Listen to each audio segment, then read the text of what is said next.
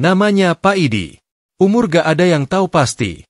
Kalau ditanya, jawabannya selalu beda-beda. Kadang 50, kadang 100, kadang malah bilang udah mati tapi kelupaan dikubur.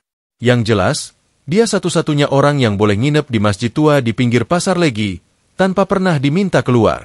Setiap pagi sebelum ayam berkokok, suara gesekan sapu lidi udah kedengeran dari pelataran masjid itu. Kadang disapu 2 kali, kadang 3. Tapi gak pernah lebih. Dia punya cara sendiri yang gak bisa ditiru siapa-siapa. Sapuannya pelan, tapi debu langsung hilang. Daunnya jatuh sendiri ke pinggir. Bahkan kadang-kadang, rumput liar yang nempel di lantai ikutan copot. Pak Idi gak pernah minta upah. Gak pernah ngeluh. Gak pernah cerita. Duduknya selalu di tangga masjid bagian kiri, dekat tiang kayu lapuk yang gak pernah roboh walau dimakan rayap. Tangannya selalu megang tas kain coklat yang usang. Gak ada yang berani buka. Pernah ada anak kecil iseng pengen ngintip, tapi baru narik resleting setengah senti, hidungnya mimisan tanpa sebab dan langsung demam 2 hari. Orang-orang di pasar bilang tas itu isinya batu. Ada yang bilang isinya kunci surga. Ada juga yang nebak itu cuma bekal nasi basi yang dia lupa buang. Tapi yang jelas, gak ada yang pernah tahu pasti, kecuali Pak Idi. Hari-harinya tenang.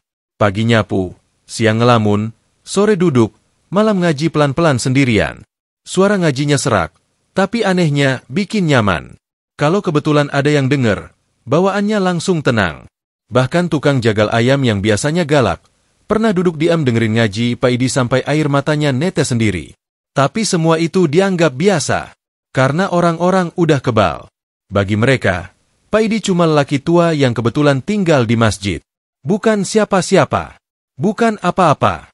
Tapi ada satu hal yang gak disadari siapapun. Setiap malam, jam 3 pas, ada bunyi lonceng tua dari menara masjid. Cuma bunyi 1 kali. Habis itu lampu-lampu pasar langsung nyala sendiri. Tukang sayur datang, tukang ayam datang, tukang cabai datang. Pasar mulai hidup. Dan subuh datang pelan-pelan. Yang aneh, lonceng itu udah rusak sejak belasan tahun lalu. Bandulnya hilang. Besinya retak. Dan menaranya gak pernah dinaikin siapa-siapa. Tapi tiap malam, tanpa absen, lonceng itu bunyi 1 kali. Persis jam 3. Gak ada yang curiga. Karena semuanya jalan lancar. Pasar rame. Dagangan laku. Orang-orang bahagia. Sampai akhirnya malam itu datang. Malam waktu Pak Idi gak kelihatan. Semua dimulai dari seorang pedagang tempe bernama Warno. Dia biasanya datang jam 3:30 pagi. Motornya tua, joknya sobek, tapi selalu tepat waktu. Malam itu dia datang lebih pagi karena katanya mimpi aneh. Dalam mimpinya, dia lihat kereta jenazah jalan pelan-pelan di tengah pasar. Tapi gak ada kusirnya. Gak ada suara. Rodanya gak nyentuh tanah. Dan kereta itu berhenti pas di depan rumahnya. Warno bangun kaget. Langsung berangkat, nyari hawa seger di pasar.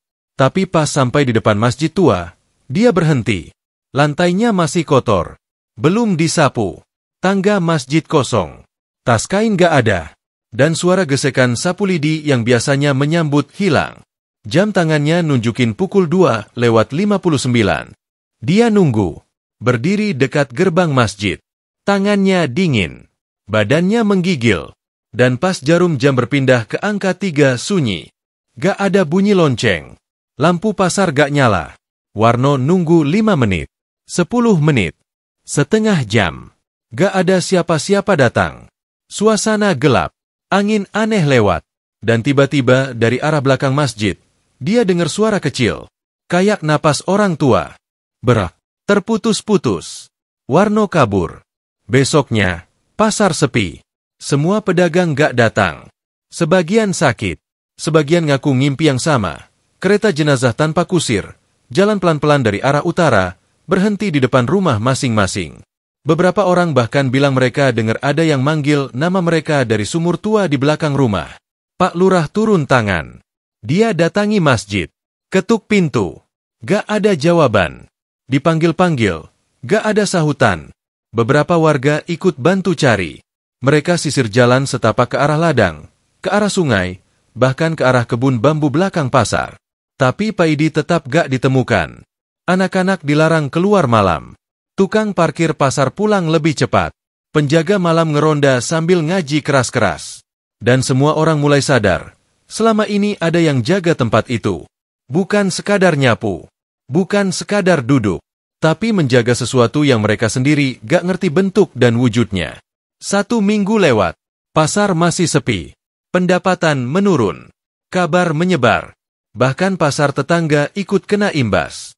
Dagangan busuk, lampu sering padam, dan mimpi buruk makin jadi-jadi. Pada malam ke-7, seorang anak kecil bernama Ari nekat main ke masjid. Dia bilang dia gak takut. Dia cuma pengen cari tas kain milik Pak Idi yang katanya bisa ngusir mimpi buruk. Dia masuk diam-diam, bawa senter kecil, nyalain satu-satu lampu masjid yang masih hidup. Dan di bawah tangga tempat Pak Idi biasa duduk, dia nemu tas itu. Warnanya coklat, dekil, dan agak lembab. Ari pengen buka. Tangannya udah megang resleting. Tapi sebelum dia sempat tarik, dari balik tiang kayu lapuk, muncul suara serak, pelan banget, tapi jelas terdengar. Jangan dibuka, dia belum siap lihat isinya. Ari langsung jatuh terduduk. Senter lepas dari tangan. Matanya nyari-nyari sumber suara. Dan dari bayangan gelap di tiang masjid, muncul sosok Pak Idi. Bajunya compang-camping. Kakinya penuh luka. Rambutnya acak-acakan. Dan matanya kayak abis nangis lama banget. Semua orang kaget pas tahu Pak Idi balik. Dia diam, duduk pelan di tangga, narik nafas dalam-dalam, dan cuma bilang satu kalimat, yang datang semalam bukan dari sini. Gak ada yang ngerti maksudnya. Tapi sejak itu, warga berhenti nanya. Mereka mulai jaga masjid bareng-bareng, nyapu pelataran sama-sama, ngaji sama-sama, dan nunggu malam berikutnya dengan rasa was-was. Karena semua sadar satu hal. Lonceng itu baru bunyi lagi kalau Pak Idi udah siap duduk di tangga. Sejak malam itu, Pak Idi nggak pernah cerita apapun. Dia cuma duduk lagi di tangga masjid. Sapunya masih sama. Langkahnya masih pelan. Tapi matanya berubah. Lebih dalam. Lebih jauh. Seperti baru pulang dari tempat yang nggak bisa dijelasin dengan kata-kata. Orang-orang senang Pak Idi balik, tapi nggak ada yang berani tanya apa yang sebenarnya terjadi. Mereka nyapu bareng, pasang lampu bareng, jagain masjid sama-sama. Tapi setiap jam 3 pagi, mereka semua nunggu satu hal, bunyi lonceng. Malam pertama setelah Pak Idi balik, semua tegang. Dari warung kopi sampai pos ronda, semua ngobrolin hal yang sama. Apakah malam ini lonceng bunyi? Jam menunjukkan 2:58. Pak Idi duduk di tangga, tas kain di sampingnya. Tangannya menggenggam tas itu erat-erat, sambil matanya merem. Pelan-pelan bibirnya mulai gerak. Bukan ngaji seperti biasa. Kali ini lebih berat. Seperti orang sedang bicara dalam hati, tapi bukan ke dirinya sendiri. 2:59. Semua lampu di sekitar pasar tiba-tiba redup. Angin berhenti. Bahkan jangkrik pun nggak bunyi. Waktu seperti menahan napas. Dan tepat jam 3. Sunyi. Lonceng nggak bunyi. Tapi suara lain muncul. Pelan. Dari arah utara. Suara gerobak kayu digeret di atas tanah kering. Tapi nggak ada jejak roda. Suara itu makin dekat. Makin jelas. Sampai tiba-tiba, lampu masjid mati sendiri. Anak-anak kecil yang tadinya nonton dari jendela rumah, langsung nutup tirai. Beberapa orang dewasa merem sambil nahan napas. Dan Pak Idi berdiri. Ini pertama kalinya Pak Idi berdiri di jam segitu. Dia ambil tas kainnya, buka sedikit resletingnya, dan keluar cahaya samar warna keemasan. Cahayanya gak silau, tapi hangat. Dan entah kenapa, bisa bikin jantung semua orang berdebar pelan. Pak Idi jalan ke tengah pelataran masjid. Kakinya gemetar, bajunya melambai pelan. Dan dari arah jalan pasar, muncul bayangan seseorang tinggi, kurus, jalannya pincang. Kaki kirinya nggak nempel ke tanah. Kepalanya tertunduk. Dan dia bawa sesuatu di punggungnya, kain kafan. Orang-orang mulai bisik-bisik. Tapi suara mereka ketahan. Seperti ada udara berat di tenggorokan. Lelaki pincang itu berhenti 5 langkah di depan Pak Idi. Wajahnya tetap nggak kelihatan. Kepalanya nunduk. Dan dari mulutnya keluar suara pelan, parau, kayak daun kering digerus angin. Aku nyasar. Tapi mereka bangunin aku sebelum waktuku. Aku cuma pengen pulang. Pak Idi diam sebentar.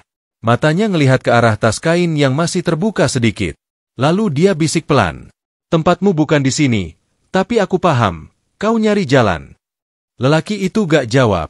Dia cuma berdiri, masih nunduk, sambil kain kafan di punggungnya mulai melorot perlahan.